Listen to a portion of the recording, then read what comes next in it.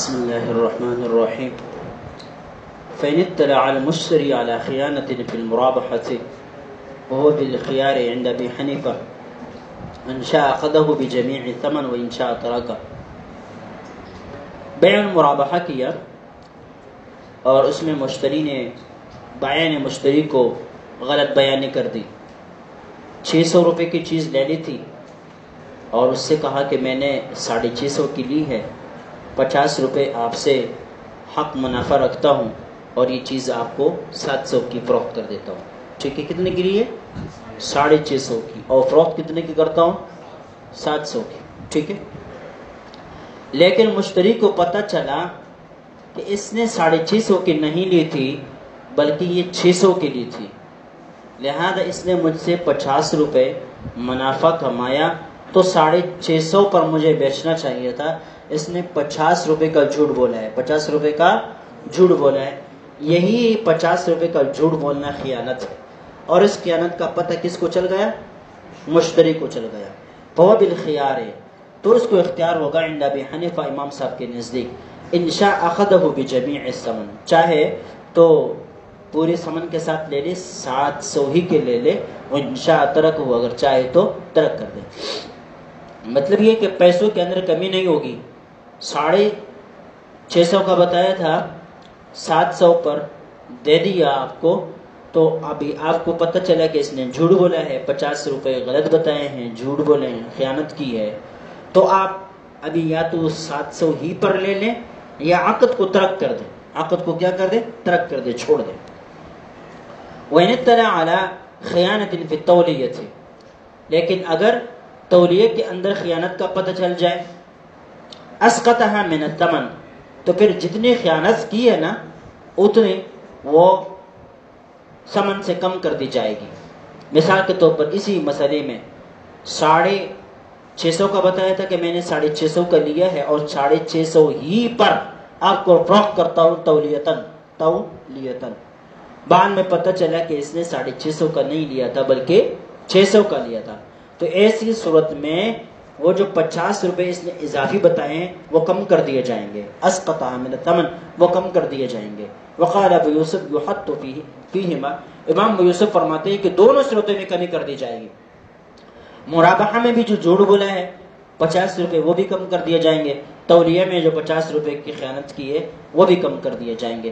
وقال محمد یخیر فیہما، امام محمد فرماتے ہیں کہ پیسے کم نہیں کیے جائیں گے دونوں میں، البتہ اختیار ہوگا، البتہ لینے نہ لینے کا اختیار ہوگا.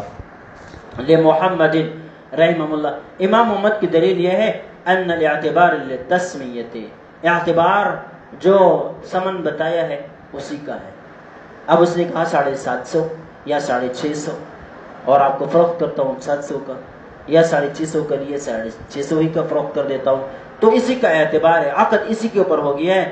لکونہ معلوما، اس لیے کہ وہ معلوم ہے. والتولیہ والمرابحہ ترویج وترغیب، جب تولیہ اور مرابحہ یہ تو صرف اور صرف اپنے مال نکالنے اور دوسرے کو ترغیب دلانے کے لیے. بہت سارے لوگ کہتے ہیں بھائی 150 کی چیز 100 روپے پر، 150 کی چیز 100 روپے پر. وہ 150 روپے کی چیز کوئی 100 روپے پر دیتا ہے یا نہیں؟ لیکن یہ کیا ہے بھائی؟ ترغیب دلانے کے لیے ایسا کرتے رہتے ہیں. ٹھیک ہے، اس طرح جو ہے جتنے پر لیا اتنے پر دیتا ہوں، جتنے پر لیا اتنے پر دیتا ہوں. ٹھیک ہے، تو یہ بھی اس لیے تاکہ لوگوں کا رجحان اس کی طرف ہونے لگ جائے. تو یہ تولیہ اور مرابحہ کے جو الفاظ استعمال کیے جاتے ہیں، امام محمد کہتے ہیں یہ ترویج، اپنے مال نکالنے کے لیے، وہ ترغیب اور لوگوں کو رغبت دلانے کے لیے. فیکون وصفا مرغوبا فیہ، لہذا یہ تولیہ و مرابحہ یہ وصف مرغوب فیہ ہے، یعنی ایک ایسا وصف ہے جس کے اندر رغبت رکھی جاتی ہے. کوصف السلامہ، جیسے کہ مبیع کے اندر اس کا سلامت ہونا ہے، اس کی سلامتی ہے. مبیع اگر درست ٹھیک ہوگی تو وہی مطلوب ہوتی ہے، لیکن اگر وہ ٹھیک نہ ہو، سالم نہ ہو، تو پھر کیا ہوتا ہے؟ مشتری کو اختیار ہوتا ہے لینے کا اور نہ لینے کا. تو یہاں پر بھی ایسا ہے کہ وصف سلامتی گویا کہ فوت ہو گیا ہے.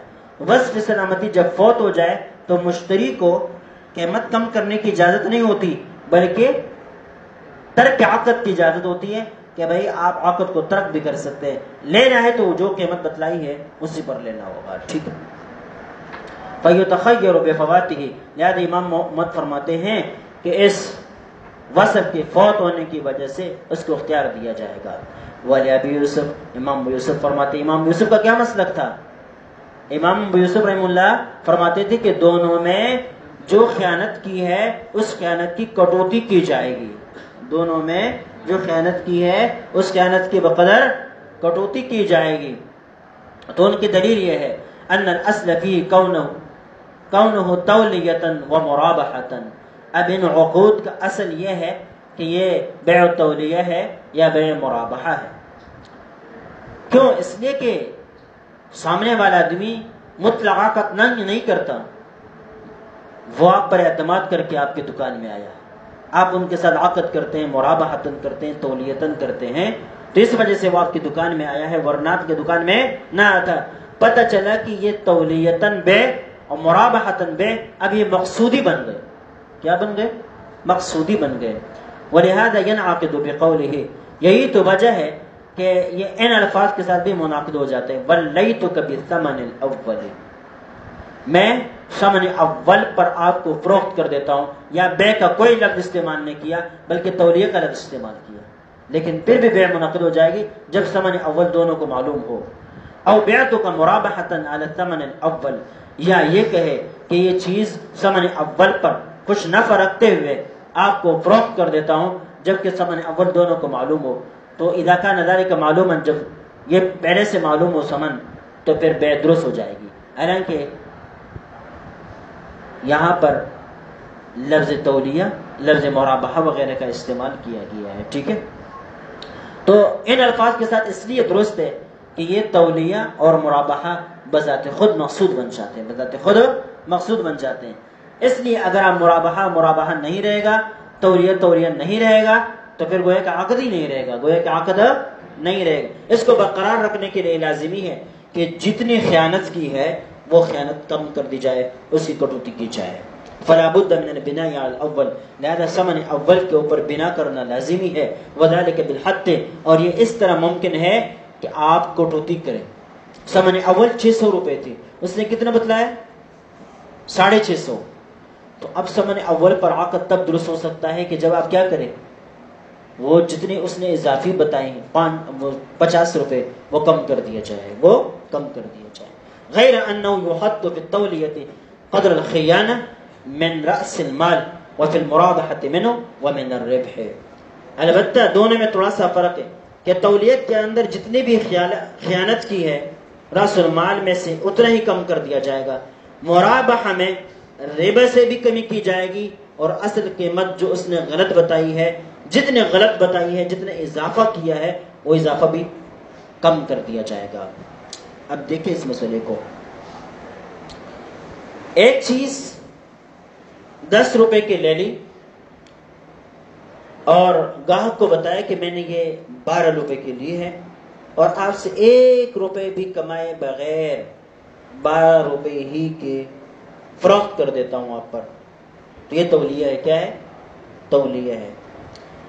ایسی صورت میں گاہک نے وہ چیز لے لی، لیکن بعد میں اس کو پتہ چلا کہ اس آدمی نے وہ 12 روپے کی نہیں لی تھی بلکہ 10 روپے کی لی تھی، تو کتنے جھوٹ بولا ہے؟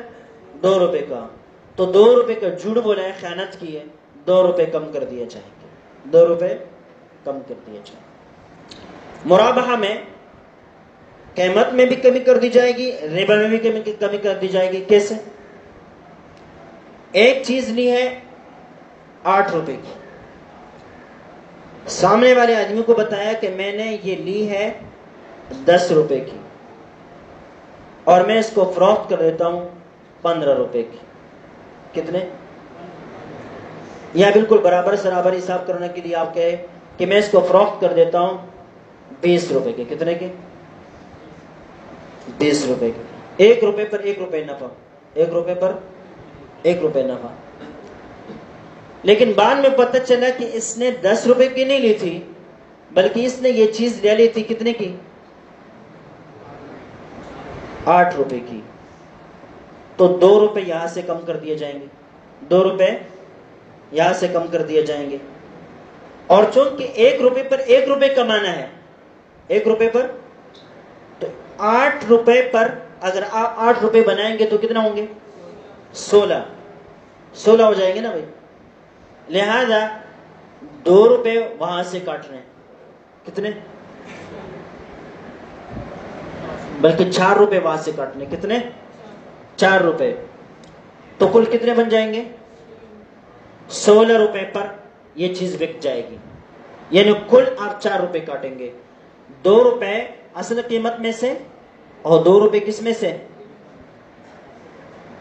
2 روپے منافع میں سے، ٹھیک ہے، ربا میں سے. تو کل کٹوتی ہو جائے گی کتنی؟ 4 روپے کٹوتی ہو جائے گی. اب آئی بات سمجھ میں؟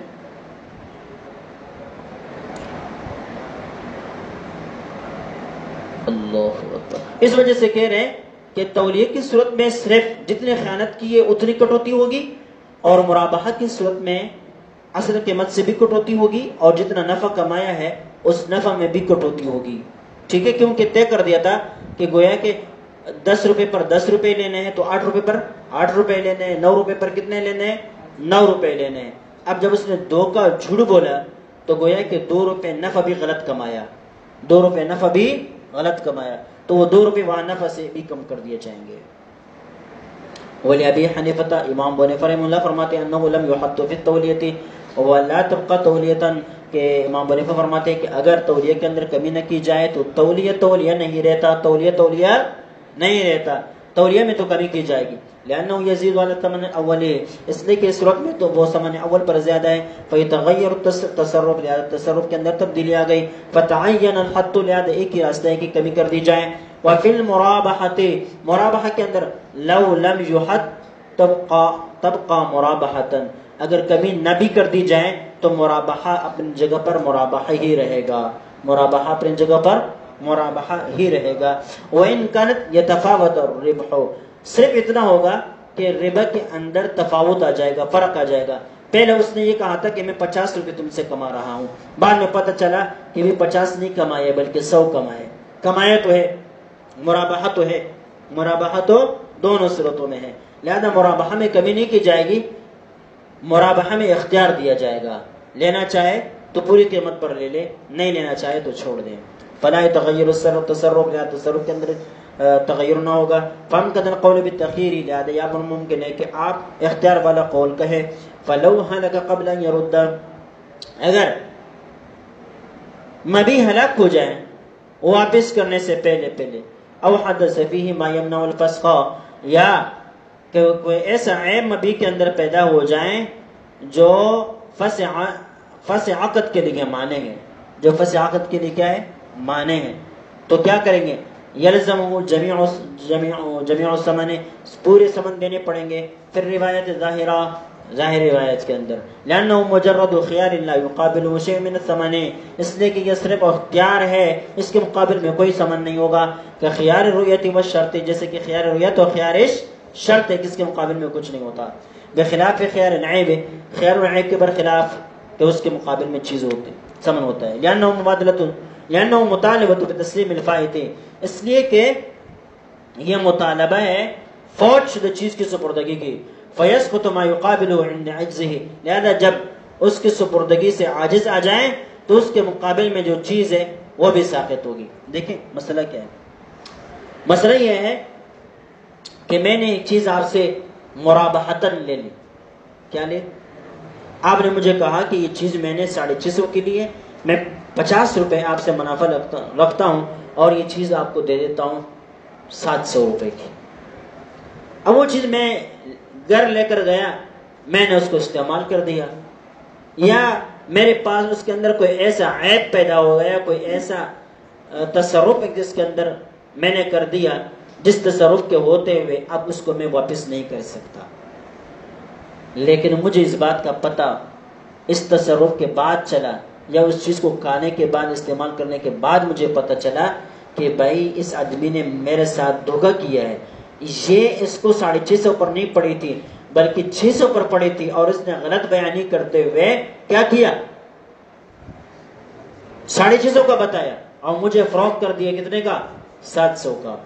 تب چونکہ میں مبی واپس نہیں کر سکتا اس لیے کہ میں نے کھا لی ہے یا میں نے اس کے اندر تصرف کر دیا ہے جس کی وجہ سے اب واپسی نہیں ہو سکتی، تو اب میرے پاس سوائے اس کے کوئی راستہ نہیں کہ جتنی بھی قیمت آپ نے بتائی ہے وہی قیمت آپ کو دے دوں. اگر میں نے پہلے دے دیے تو پھر ٹھیک ہے، اگر نہیں دیے تو میں بعد میں ادائیگی کر دوں گا، میرے پاس واپسی کا کوئی راستہ نہیں ہے. ہاں خیال عیب کی صورت ہو، عیب پیدا ہو جائے تو پھر جو عیب ہے اس عیب کے لیے میں آپ سے رجوع کر سکتا ہوں کہ آپ نے مجھ پر یہ چیز بیچی تھی جسے پہلے گزر چکا، وہ اگرچہ میں نے کھا لی ہے لیکن اس کے اندر یہ عیب تھا، لہذا اس عیب کے بقدر آپ میرے پیسے واپس کر دیں، تو پھر اس صورت میں پیسوں کی واپسی ہوگی. چلیے یار